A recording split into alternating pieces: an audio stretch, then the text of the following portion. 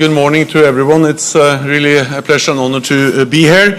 And many thanks to the Aspen Institute Romania and to the German Marshall Fund for organizing this very timely and important conference.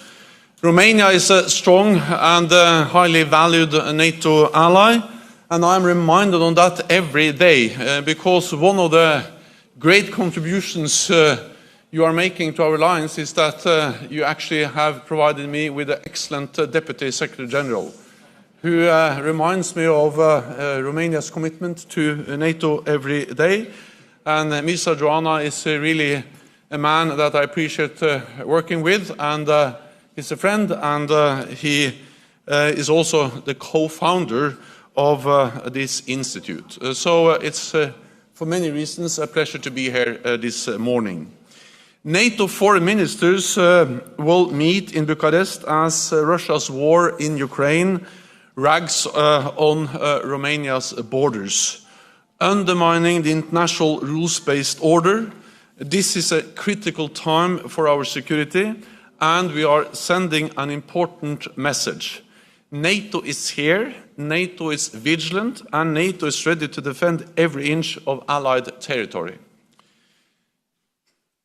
In response to Russia's full-fledged invasion of Ukraine, we are raising the readiness of our troops, and we have doubled the number of NATO battle groups from 4 to 8, including one here in Romania, led by France.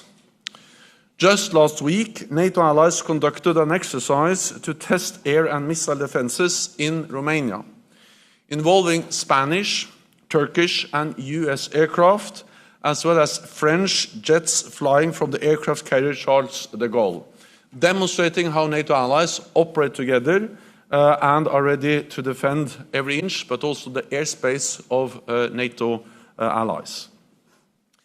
NATO allies and NATO are not party to the conflict in Ukraine, but we are providing unprecedented support to Ukraine, because Ukraine is a nation that has the right to self-defense, a right which is enshrined in the UN Charter.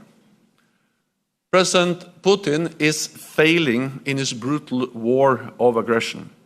He is responding with more brutality.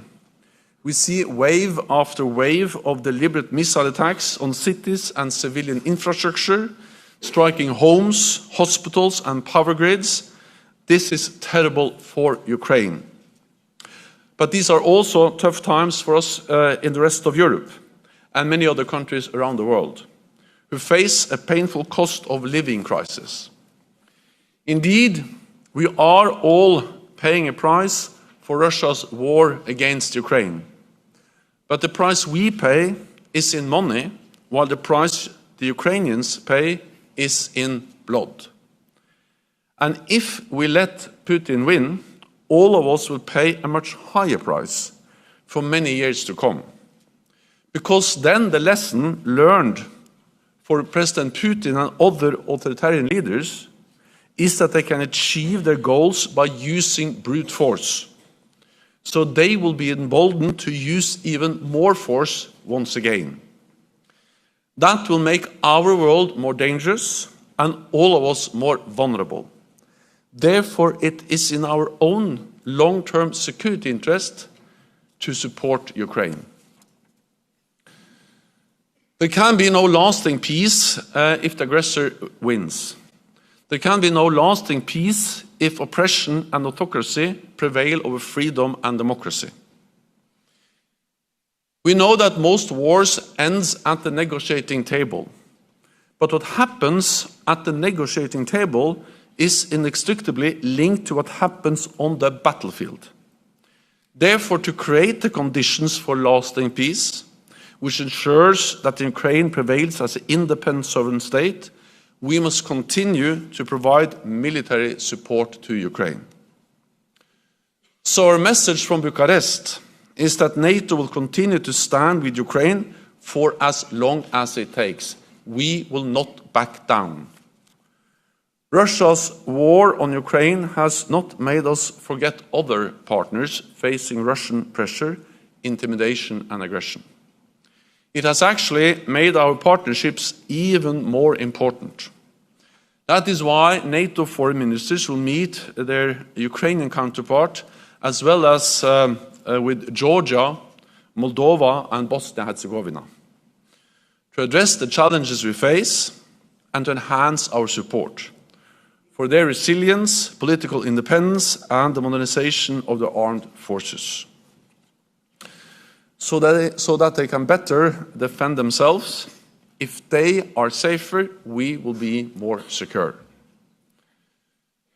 NATO foreign ministers will also address the challenges posed by China. China is stepping up military modernization, increasing its presence from the Arctic to the Western Balkans, from space to cyberspace. The war in Ukraine demonstrated our dangerous dependency on Russian gas. This should lead us to assess our dependencies on other authoritarian states, not least China. We are dependent on China for certain key components and materials, including rare earth minerals, as well as for many other supply chains. We will, of course, continue to trade and engage economically with China. But we have to be aware of the dependencies, reduce our vulnerabilities, and manage the risks. The foreign ministers from Finland and Sweden will join us for all the discussions in Bucharest. Their membership of NATO is a game changer for the European security architecture. It will make them safer, our alliance stronger, and the Euro-Atlantic area more secure. It demonstrates once again that NATO is the bedrock of Euro-Atlantic security. Europe and North America will continue to stand together to defend our values and our freedom. Thank you so much, and then we will engage in some Q&As. Thank you. Thank you. Please join me. We already have, as I see, a first question, so please introduce first yourself and address the question to Secretary General Stoltenberg. Good morning, I'm Doru Frunzulic, George C. Marshall Center, Romanian Alumni Organization. Mr. Secretary General, first of all, allow us to congratulate you for the excellent job you are performing as a Secretary General of NATO, probably the most effective Secretary General of NATO in this organization's history. Take into consideration the war of aggression of Russia, this war of destruction against Ukraine. Don't you think so, Secretary General, it might be time that the democratic states should have to come together and decide to expel Russia from the most relevant international organizations? Thank you. Thank you. First of all, thank you for your kind words. Second, I think that every organization has to make their own decisions. And of course, organizations have different tasks, different purposes, ranging from the United Nations, which actually cover all nations in the world, to other organizations like, for instance, the Council of Europe. And I will leave it to those organizations to make their independent decisions. What I can say on behalf of NATO is that for many years we strived for a more constructive relationship with Russia. We strived for a constructive dialogue, and Russia has walked away from that dialogue. There's no way we can continue the meaningful dialogue we tried to establish for many years with the behavior, the aggressive actions by Russia against Ukraine, as we see now. At the same time, we need military lines of contacts with Russia to reduce the risks of incidents, accidents, and if they happen, to prevent them from spiraling out of control. And of course, also arms control is an area where there is a need to engage with Russia. But the institutionalized dialogue we tried to establish through, for instance, the NATO-Russia Council, that doesn't work in the circumstances we now live. If I may, Secretary General, before we take the next question, we are talking about the Black Sea as a strategic point, as was established at the Madrid summit this summer. Can we have a strategy at the Black Sea, considering that we have 3 NATO countries, 2 NATO partners, but also an aggressive Russia in the region? The Black Sea is of great strategic importance for NATO, not only the littoral states, Turkey, Bulgaria and Romania, but also for NATO as such, because this is of great strategic importance. Then, of course, we have, especially since 2014, increased our presence in the Black Sea region. We are working more closely with two other Black Sea nations, Georgia and Ukraine, two close partners. We did that before the war. Of course, we are doing even more now after the war. So yes, the Black Sea requires that NATO is addressing all the challenges we see in the region, and that's part of our overall adaptation of this alliance, responding to a more aggressive Russia. Next question, please. Secretary General, Radu Tudor, Antena 3 CNN, Romania. How will you describe Romania's role since the war started? Because Romania has the longest land border with Ukraine. And second, will you discuss and decide something today about the rapid deployment of NATO forces? Because it took 12 days to bring some French tanks from France to Cincu, where the HQ of the NATO battle group it is. Thank you. Romania has played and is playing an important role in our efforts to support Ukraine for exactly the reason you alluded to, that Romania has such a long land border with Ukraine. You have been instrumental in providing support, both Romanian support to Ukraine, military, humanitarian support, but of course also helped to facilitate the support from other NATO allies and partners to Ukraine, and we highly appreciate that. I'm absolutely certain that when foreign ministers meet today and tomorrow, the message will be that we need to sustain and step up our support, not least when it comes to, for instance, air defense systems to help Ukraine defend themselves against all the air and defense attacks they are now facing. Then, of course, as you well know, Romania is also hosting many refugees. Millions of refugees have crossed the border. Many stay in Romania. Others go on to other countries in Europe. But, of course, this is also a demonstration of Romania's generous support to Ukraine and Ukrainians, and also those who have to flee their own country. Then I think we have to understand that when the invasion happened, NATO was not taken by surprise. Actually, we have been preparing, we have been ready to face situations like this since we started the big adaptation of NATO in 2014. The war didn't start in February this year. The war started the spring of 2014. And since then, NATO has implemented the biggest reinforcement, the biggest adaptation of our alliance since the end of the Cold War, with more presence in the eastern part of the alliance, with high readiness of forces, with more defense spending, including from Romania, 2%, and many other allies. We had intelligence many months before, actually in the fall of 2021, last year, that Russia was planning to attack a full-fledged invasion of Ukraine. We shared that intelligence with all allies and actually with the public. So when they invaded, that was no surprise, meaning that actually in the lead up to the invasion, we have already further increased our presence. I myself visited MK base in Romania. I think it was early February, at least before the invasion. Then we saw US troops, other NATO troops, and also French troops increasing their presence. And then when we had the invasion the same morning, early in the morning, we activated our defense plans and decided to further increase our presence.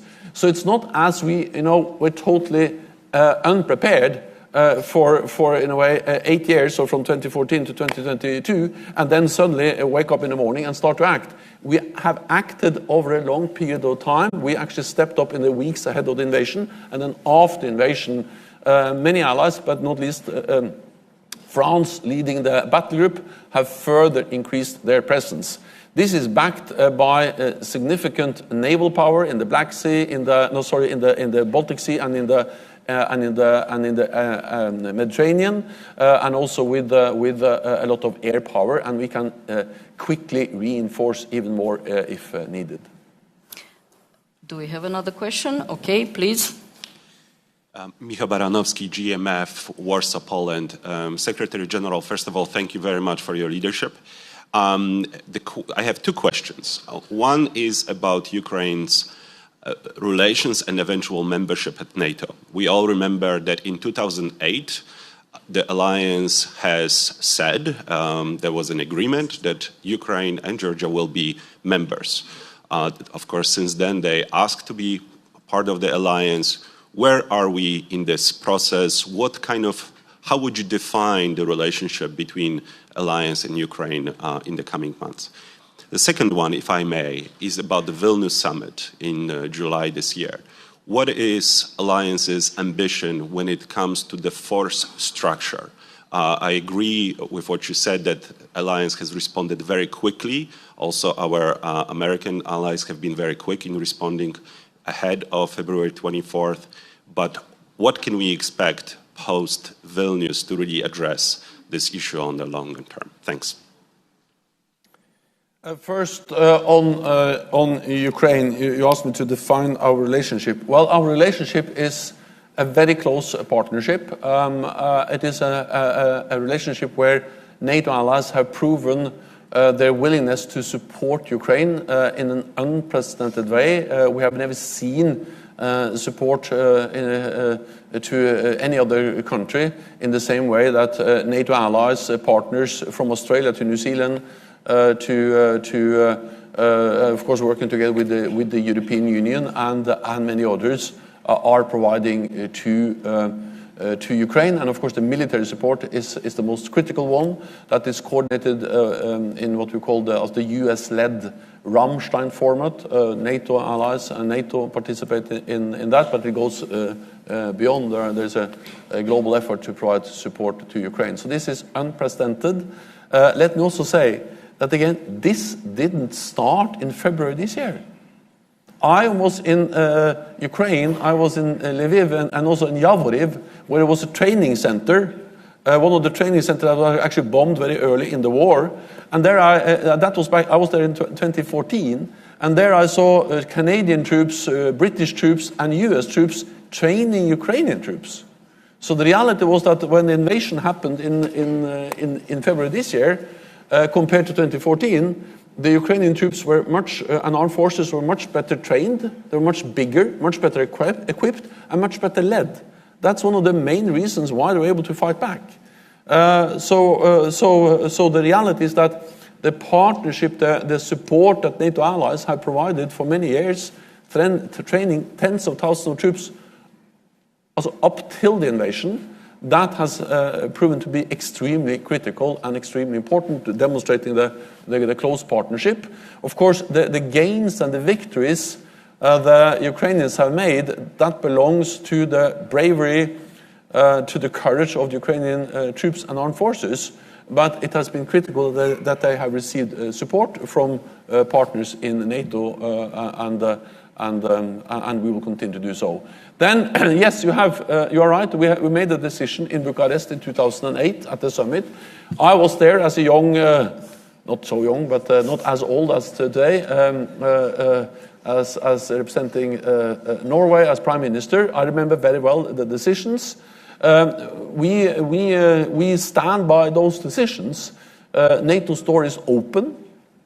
We have demonstrated that NATO's door is open by recently allowing Montenegro and North Macedonia to become members, despite heavy Russian protests, demonstrating that Russia does not have a veto.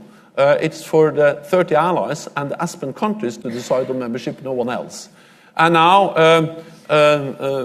Putin invaded Ukraine, saying that he wants less NATO on his borders. He's getting the opposite. He's getting more presence of NATO troops in the eastern part of the alliance, and he will get Finland and Sweden as NATO members. So we demonstrate that NATO's door is open, not only in words but in deeds, and that was part of the decision we made in Bucharest. Then we also made a decision on Ukraine specifically, and we stand by that too. On membership for Ukraine. At the same time, the main focus now is on supporting Ukraine, ensuring that President Putin doesn't win, but that Ukraine prevails as a sovereign, independent nation in Europe, and that's the main focus of our alliance, and that's also the main focus of our partnership. Then I realized that there were actually two questions. It was announced. Yeah, I know. But the problem is the questions are precise and short. The answers are long and not so short. Okay. We need the answers. So no, then on Vilnius and force structure. Also, first of all, I can never tell you exactly what 30 heads of state and government will decide when they meet. They tend to have their own opinions. But I expect that we will build on what we agreed in Madrid this year. We've actually made important decisions on force structure, on strengthening further NATO, and building on what we have done since 2014. Because we are in the midst of the biggest reinforcement of our collective defense. We have done a lot. The messages from Madrid, and I believe that we will also build on that and make decisions on more details on how to implement. It is a mixture of partly more presence in the East. We have already doubled the number of groups, but we're also working on how to scale those groups or those battle groups up from battalions to brigade size levels quickly. We will have more earmarked troops to be able to scale up, and we will have generally a bigger pool of high readiness forces that we can draw on to quickly reinforce, and then a more pre-positioned equipment. So the combination of more presence, earmarked troops, higher readiness, pre-positioned equipment, all of that will strengthen our ability to react and act. And again, the purpose of all this is to every day, 24/7, deliver credible deterrence and defense. And by doing that, we're not provoking conflict, but we are preserving peace, preventing a conflict. Because if every potential adversary knows that an attack on one ally will trigger a response from the whole alliance, there will be no attack on an ally. And that's the purpose of NATO, to preserve peace, to prevent war, but then we need a credible deterrence, and that's exactly what Madrid decided on, and Vilnius will continue to develop. Do you have another one, please? Thank you, Mr. Secretary General. Muzaffer Şenel, Aspen Fellow from Turkey. My question is about the role of NATO towards the unconventional attacks of Russia and China, especially last years that we are hearing more about those issues. How do you elaborate the unconventional attacks of Russia and China towards the sovereignty of the NATO members, especially apart from the cybersecurity, that opening of the Chinese unofficial police stations almost all over NATO members? Thank you.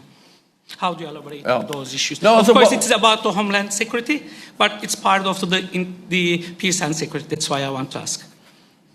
No, so it demonstrates two things. First of all, it demonstrates that we need to be agile. We need to be monitoring carefully how our resilience and how our security can be challenged by increased presence of China in many different ways. This is not about NATO becoming a global military alliance, but it is about the North Atlantic region, North America and Europe, seeing that China is coming close to us. We see them in cyberspace. We see them in Africa, we see them in the Arctic, and then we see different attempts by China to increase their presence inside Europe, including with the different activities you mentioned, but also with trying to control critical infrastructure. I think one kind of wake-up call for many allies was the discussion we had about 5G network, not so many as back in 2019. At that time, many allies thought that the decision on 5G network, who is going to control that basic network for our infrastructure, internet, industrial production, public sector, almost everything we do, was only a commercial decision. It was a bit like the discussion about gas from Russia. This is not about politics. This is about economic commercial decisions. I think that what we have seen with Russian gas highlights that some of these decisions, yes, they are commercial, but they have direct consequences for our security. So we also need to take into account the security aspects of these economic decisions. And therefore welcome that allies increase their awareness on, for instance, 5G and the importance of 5G for also their security. And in NATO we are developing and we have developed and we are strengthening guidelines on resilience to ensure that allies fulfill some minimum requirements when it comes to resilience of critical infrastructure. This is not targeted on China, but of course it's relevant also for China. Okay, before we get to next question, let me tell you that we have around 3 minutes, so make it short, and I think it would be the last one. First of all, thank you for having you here, Mr. Secretary General.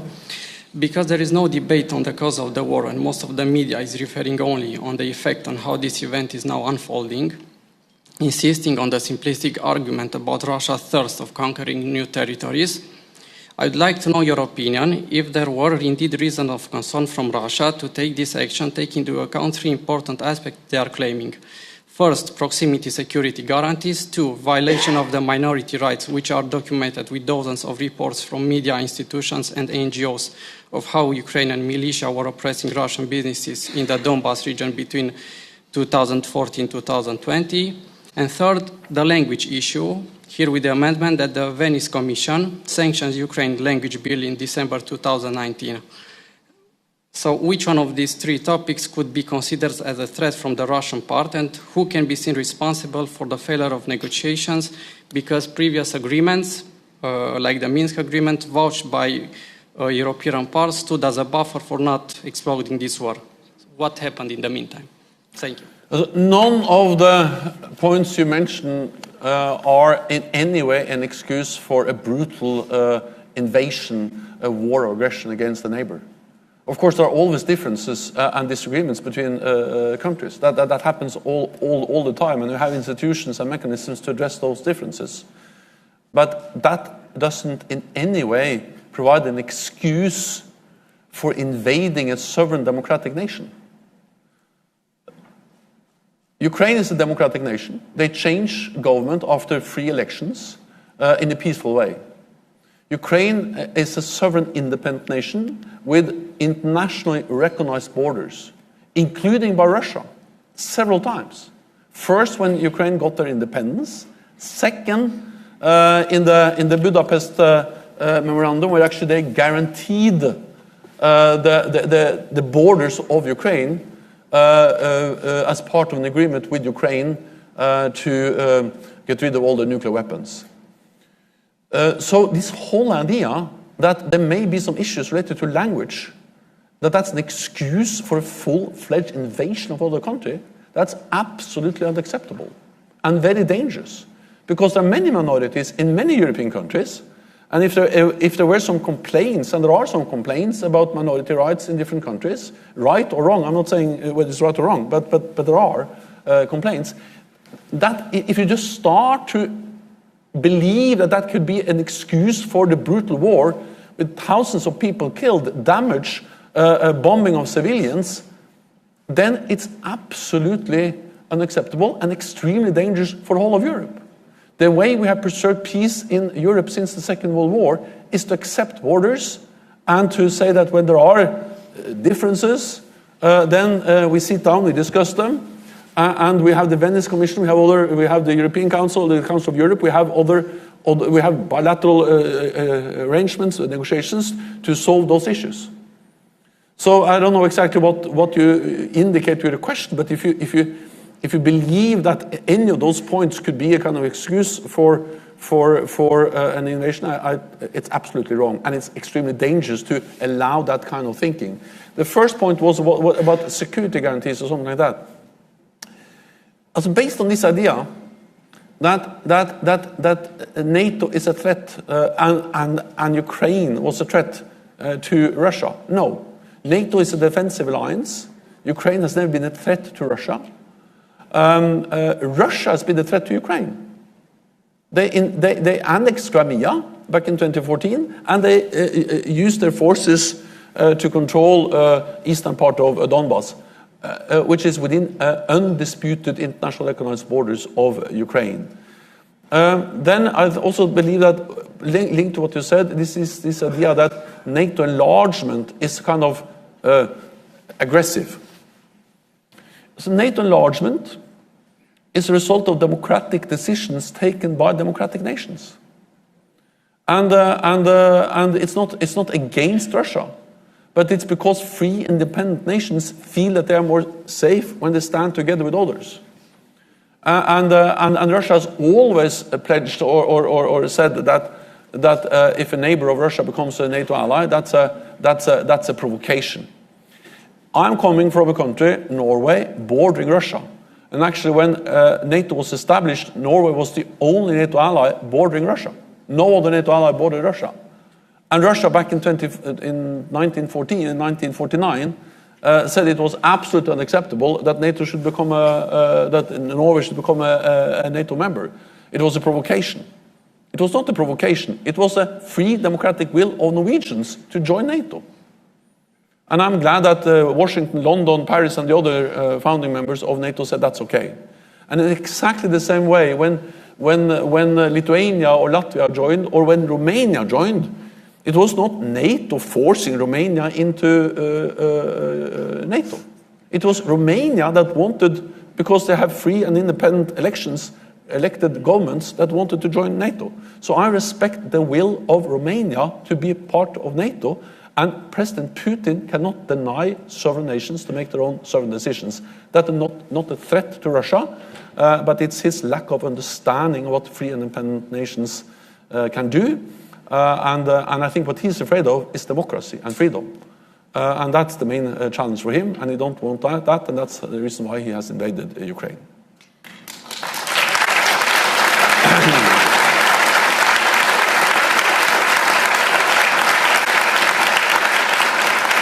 Thank you so much, Secretary General.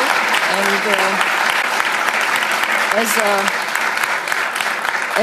as a Romanian, I should say, we like to be inside NATO. We are NATO. Thank you so much for being with us today at Bucharest Forum, and have a good ministerial today and tomorrow in Bucharest. Thank you so much. Thank you. Thank you.